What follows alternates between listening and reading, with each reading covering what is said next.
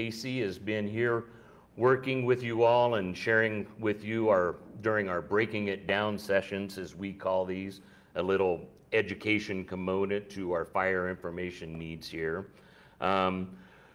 We're masked up because, well, as you know, COVID is ramping up, and we're working well to keep our firefighters safe. And also through my job, I interact quite a bit with the public. And in an effort to keep the public safe and to keep our firefighters safe, despite the fact that my guest and I were vaccinated and such, but just to keep everybody safe so that we can have a strong firefighting force here to help the folks on this forest and communities that need the help, we're utilizing all of the precautions that we can. Today, we're gonna learn a little bit about resource advisors, and my guest here is Morai Helfen. She works with the National Forest. Well, just tell us, Morai, a little bit about where you're from and about what a resource advisor is doing here to help us on this fire. Sure, absolutely. So my name's Morai Helfen, and I'm the lead resource advisor for this fire.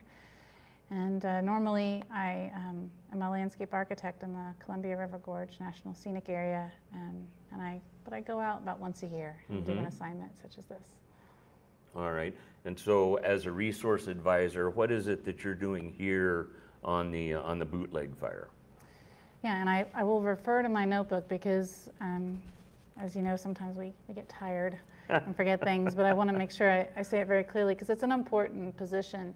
And I think that the key part of that word is advisor. We're not here to change the direction of what the incident management team is doing with the agency administrators, but we're here to advise them about important things that are out there, natural resources, cultural resources, important management areas, just basically to provide that professional knowledge and expertise to the team and the agency administrator so they can make good decisions on what they're doing out there to deal with this. And so this was a lightning start fire. The Bootleg was early in July 6th, July 7th. And so locally here, as they provided that initial attack on that lightning fire, they engaged a resource advisor from the beginning. Why would they have done that?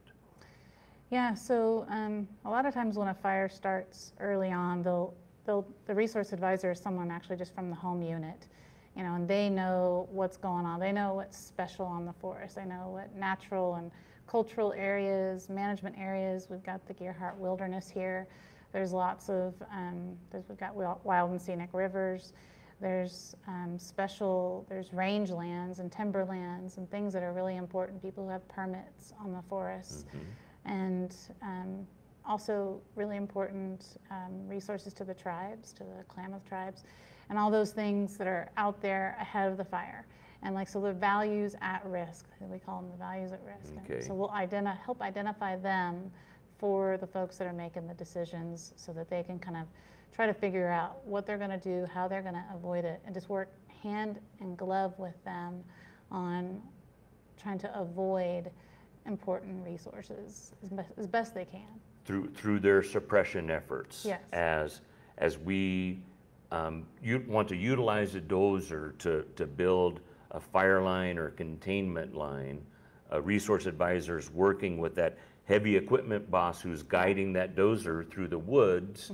What is that resource advisor doing right there on the line?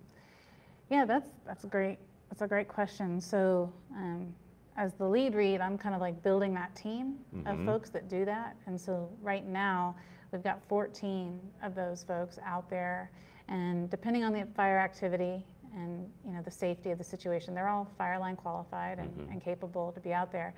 But they'll be out working with the heavy machinery, and they'll have a map. We have something called collector, where they're out there collecting points of where the special stuff is on the forest that we're wanting to watch out for. And some of it is not public knowledge, especially like things like cultural resources that we're not supposed to, so that we have a special map. Right. We have a resource, they call it a read map. And so they'll be out there with their tablet, they're looking at it, and they're flagging off areas to avoid. Or they're meeting with the division early in the day and just kind of talking ahead of time about what's out there, what to look for. and how to avoid it. And then making notes about if there's no way to avoid it, Right. how do we repair it? How do we come back and mitigate that? And that's the other big piece is, a real fun part is kind of working backwards on the map and coming back to fix that. After the fire has moved through, dozer lines have been used, and perhaps there's other tactics to use to stop a fire in respect for a culturally significant area or an environmental concern. And especially in this country, there's a lot of historical things out there that are important to protect and preserve. Yeah. Kind of got lost in where I was going with that question, but there's a lot out here that we're keeping track of. Yeah. As we're protecting these things, we still need to be aggressive as we're stopping the fire because we want to protect and prevent as many of these things from happening. How is it then, once the fire's passed and now we start the repair process, how are the reeds assisting then in that repair process?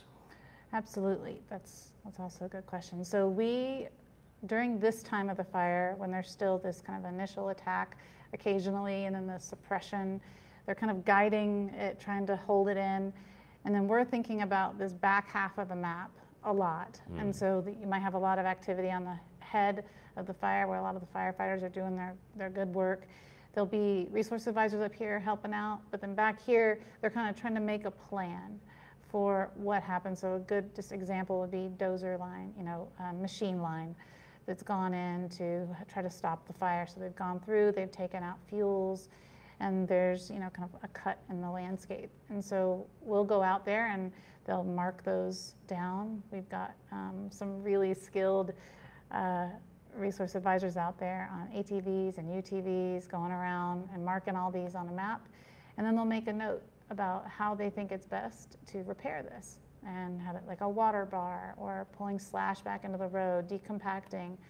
And then that all goes into a suppression repair plan that is provided to the team and agency administrators, and they all sign it. And then that's the process for repair. Pardon, folks, I've got an alarm reminding me of a meeting that I should probably be attending here soon. Thank you. A lot of meetings through the day. So as we build fire line, we're removing the vegetation, most often down to mineral soil, and we want to take the vegetation from, we call it the black and the green. We want to take the vegetation from the black side where the fire could use it to build energy and burn, and put it over here into the green. So the suppression repair is, as you say, is to pull that slash, that material back over. Water bars, we're constructing water bars is a feature to prevent erosion, lessen erosion. Yeah. So on grades where we've exposed that mineral soil, we want to prevent the erosion. We want to pull the vegetation back over it, also in a way to control erosion. And there was one other item in there, slash. It really depends. The compaction Yeah, there, the so the heavy equipment. Sometimes there's compaction, yep. Okay, so definitely. packing the soils and such will aerate or something as Yeah. we're rehabbing those fire lines? Yeah, sometimes we do that for sure. And then we'll talk about the equipment needed. So Okay. we'll have folks that are like specialists in heavy equipment, and they're like, okay, we need this kind of excavator, or this kind of, whatever it is, and they'll list it in that repair plan and in their notes, and then that will actually lead into the repair plan. All right. So yeah, it's interesting and dynamic, and all kinds of, every dozer line is a little different, too. And there's hand line, and there's machine line, and then there's cold line. There's all kinds of ways that we're looking at all of that stuff. So lots of different specialists come in from hydrology. We've had a half a dozen archaeologists already involved, communicating with the tribes and giving really good information on how we avoid at all costs cultural resources. And then you've heard about the Mitchell Monument. That's another one. There's all kinds of things, whether they're wrapping or putting exclusion line around something, or using retardant. So the guardhouse that that was able to be protected Yes, as the yeah, fire moved around. yeah. I'm losing the name of the guardhouse right now. Do you regard that? No, And not I have a handy on half the of them. notes. I'm sure the locals are right on top Yes, of this. yes, I apologize, I don't know the name of that one. It's important for people to understand that when incidents like this happen, it's can be overwhelming to the local units and the local Absolutely. folks. You know, they're responsible for that initial attack. The local resource advisors, the local folks with the knowledge of the land, they're right there at the beginning. But they still have their forest to manage, their day jobs that they need to get back to, and they can't become involved with a long enduring fire like this. And so that's where incident management teams like us come in. That's where you from a neighboring forest come in to provide this assistance.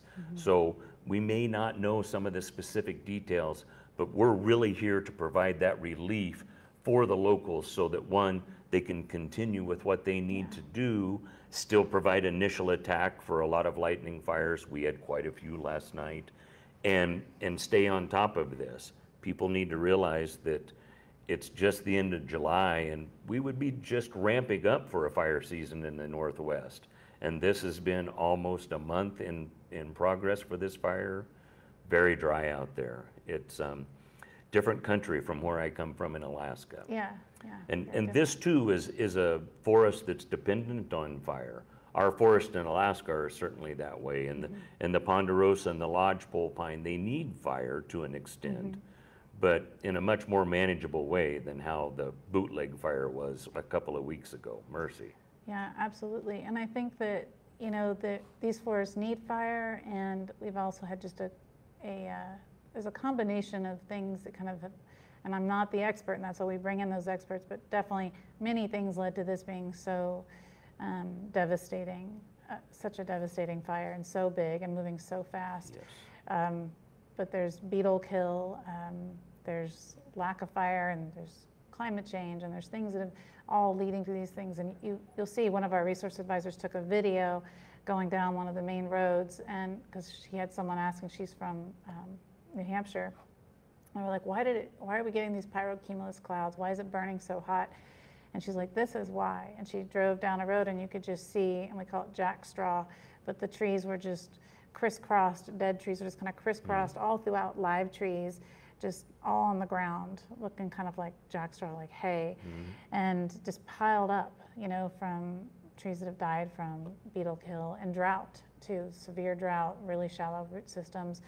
So when something does ignite, and you do have this kind of also juniper forest out here too, that those things are just like, it's just fuel, they just ignite. And juniper's a brushy component on the forest floor. Yeah, and then those heavy down trees, that's in our jargon, that's a heavy fuel load and holds a lot of fire. Okay. Yeah, and so when that lights, it gets hot.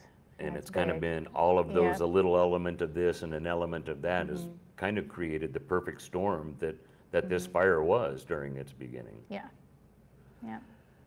Morai, thank you so much for sharing your information with us. I'm going to look for that video of your New Hampshire colleague, and if we can share that with the public, I think that would be a very good eye-opener and a very educational point for them. So we'll see if we can get that. Kale will be back here tomorrow. If not, I'll be here, and we'll have another episode of Breaking It Down. Please share your comments with us, and we will answer those best we can. But keep in mind that we have a lot of subject matter experts around, and we'll seek out the proper answer for those and be sure and share those with the public. Once again, thank you so much. Thanks for being interested. You bet.